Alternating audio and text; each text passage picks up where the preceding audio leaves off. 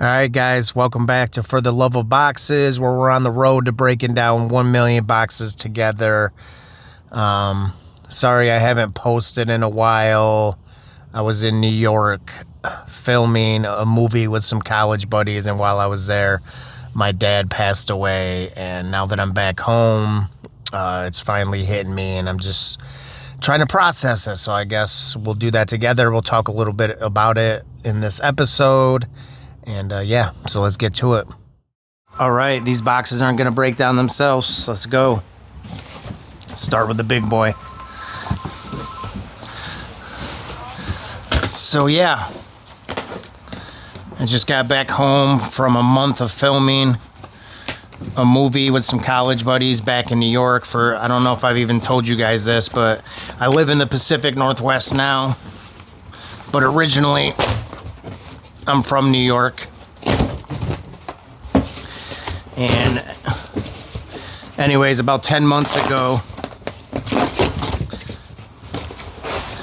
my dad had a bad stroke, and I flew back to New York to see him, and pretty much for like the last 10 months, he was getting a little bit better, but he wasn't, making much progress. He was in like a rehab center at like this nursing home, and he kept going in and out of the hospital with like pneumonia and infections. Well, about 2 days before he knew I was coming back for a month of film, so he's excited for me to see him, and all he talked about was wanting a Swiss cheeseburger from like Chili's or something like that. So I told him I'd bring him one, even though I knew he couldn't because he still had a feeding tube in, and he was just starting to eat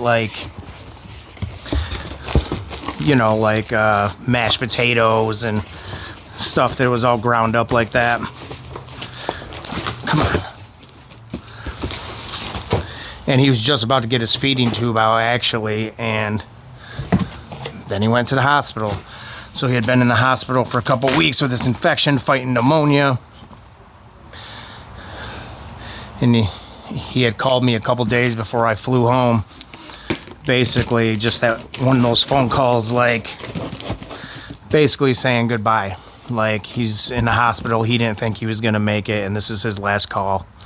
And just wanted to tell me how much he loved me. And I said, Dad, don't go anywhere. I'm going to be home in 2 days. Where I'm staying at, it's only an hour away from the hospital. I'll come see you.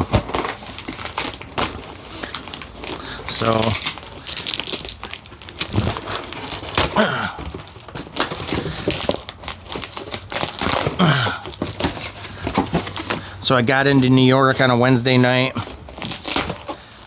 and then Friday morning I went to the hospital to see him. And when I got there, it was just him, and he was sleeping, and you could just hear the gurgling in his chest. And I immediately texted my sister. I'm like, Abby, you got to get down here. I don't think he has much time. I felt it. He didn't have much time.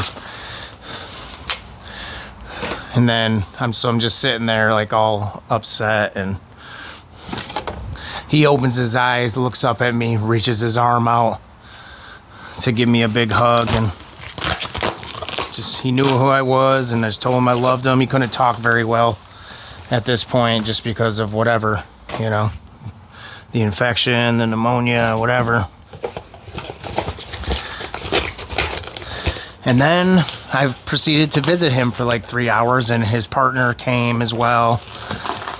And I was sitting there with her, and he just seemed to be starting to get better. The nurses came in, got him up, and put him in a chair, and he was eating some rice pudding and some different stuff, and he wanted to put it all aside. All he wanted was the orange sherbet. He's pointing at the nurse and gave the orange sherbet. And I was cracking some of my Chad jokes, and the nurse is like, oh, I can see where your son gets your sense of humor from, because my dad always cracked these crazy corny jokes as well. And so he just seemed to be looking like he was feeling better. I was joking around with him, telling him that my wife said hi and she loved him and all this stuff. So I got to spend those 3 hours with him. So then I went back to where I was filming. And so that was a Friday when I seen him. And then the next day, my older brother called me literally the next day, like 1 p.m. and was like, Chad, they put Dad on comfort care. I don't think he's got a long time left.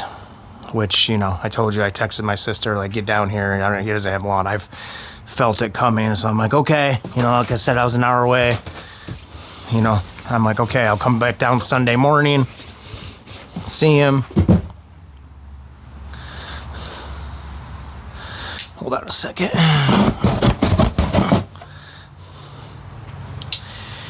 And then literally at 5:41 that night, as I'm there prepping for the movie, getting ready to start filming, actually, I was sitting there. It was probably like 5:39 p.m. I'm sitting there in the chair going over stuff for the film, and all of a sudden I felt this pain. I was like, ah! I felt this pain kind of go down my neck, into my back, down here. I was like, ah! And my buddy that I was filming with looked at me, he's like, you all right? And I'm like, yeah, just got this crazy pain. And then, I'm not shitting you, literally 1 minute later, boom, or 2 minutes later, the phone rings. It's my older brother, and I looked at my friend, and I'm like, he's gone, this is it. And then I answered the phone, and my brother was like, Chad, Dad just passed. And I'm like, okay. And I kind of just walked out into the kitchen and kind of just dropped to the floor for a minute, started crying, and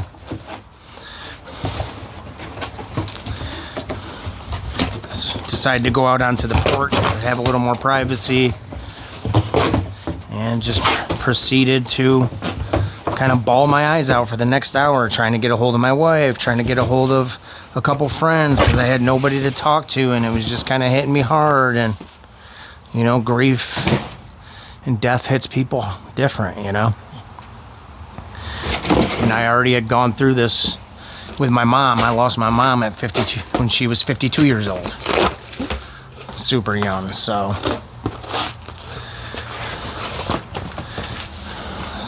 I mean, I'm grateful that I was there to be able to see him.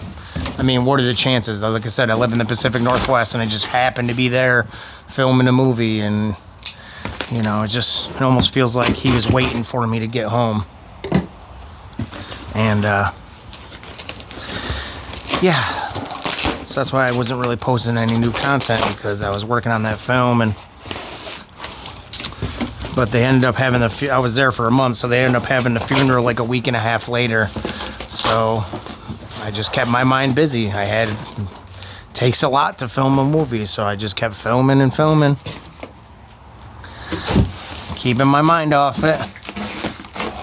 Went to the funeral. The funeral was great to see a lot of old family, because I've lived on the West Coast for 8 years now. So that was good to connect with them. But I didn't really have time to process it. And now I'm back home, and I guess here I am talking about it with you guys and processing it. And, you know, I love my dad. I feel like his heart got really soft over the last, like, 12, 13 years since my mom died. And, you know, I had a lot of great moments growing up with my dad and stuff. But there was also a lot of growing pains with our relationship, you know. I feel like I never really had like a big emotional connection with my father. Growing up, he was just a disciplinarian, you know. Like, he owned his own trucks. He owned like 2 tractor trailers. He was a truck driver. And, yeah. So I didn't get to see a ton. He just disciplined me, and if I was bad, he'd make me feel it. Let's just say that. You know, I am 44. I come from a different generation of, like, parents that parented a little differently. I mean, there's no excuse, but I don't know, man. I did love them. I love my parents a lot. But we also had a pretty rough childhood, so.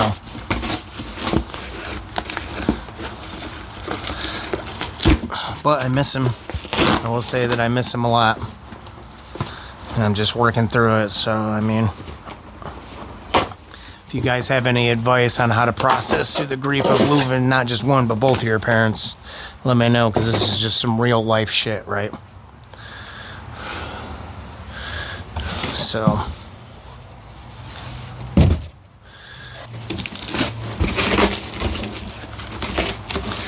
But we got to get to 1 million boxes, so here we are.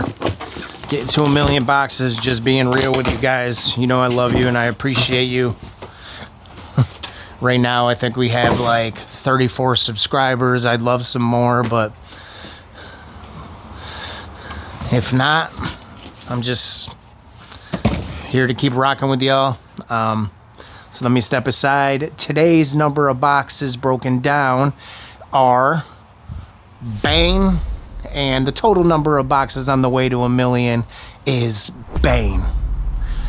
All right, guys, I'll see you in the next episode. Remember, if you want to donate to the channel, there's a link in the description. 50% of all proceeds goes to donating trees around the world. So much love, and I'll see you guys in the next episode, all right?